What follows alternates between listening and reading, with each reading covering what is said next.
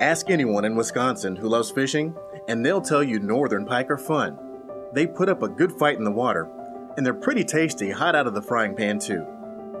Northern pike are top predators in Green Bay, one of the most productive bays on Lake Michigan. Pike feed on other fish and help keep their populations in balance. But pike populations in the bay have been declining, and loss of spawning habitat may be a big factor.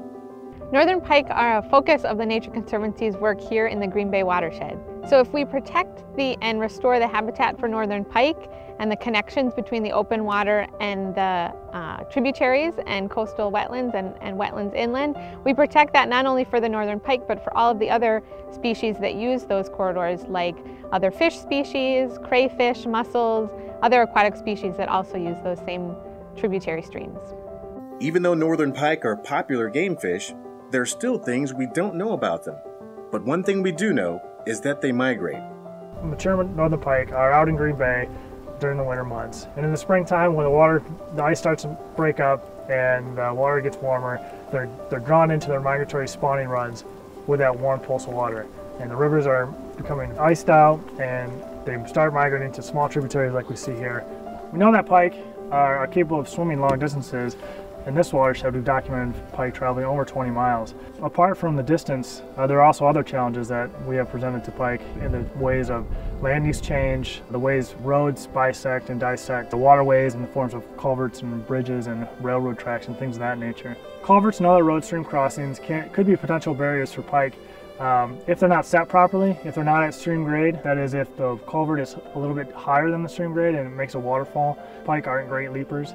The Nature Conservancy and its partners have mapped the culverts and other road stream crossings in the Green Bay watershed, and we have a good idea which one to replace to open the most river miles for pike. Pike are an important piece of the puzzle in restoring the health of Green Bay, which is the Conservancy's ultimate goal, but it's just one of several strategies. Together with our many partners, we're also protecting and restoring coastal wetlands, which clean polluted water and provide nurseries for fish and other aquatic life. And we're controlling invasive species like Phragmites, a tall invasive grass that displaces native plants and reduces habitat for wildlife and recreation areas for people.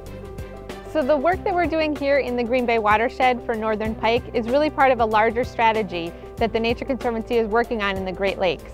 So if we can restore and connect the habitat for northern pike here in the Green Bay watershed, we can take that information and replicate it in other Great Lakes sites where connections between open water and headwater streams is also an issue. And by restoring and protecting that Great Lakes habitat, we're moving towards a healthy Great Lakes system.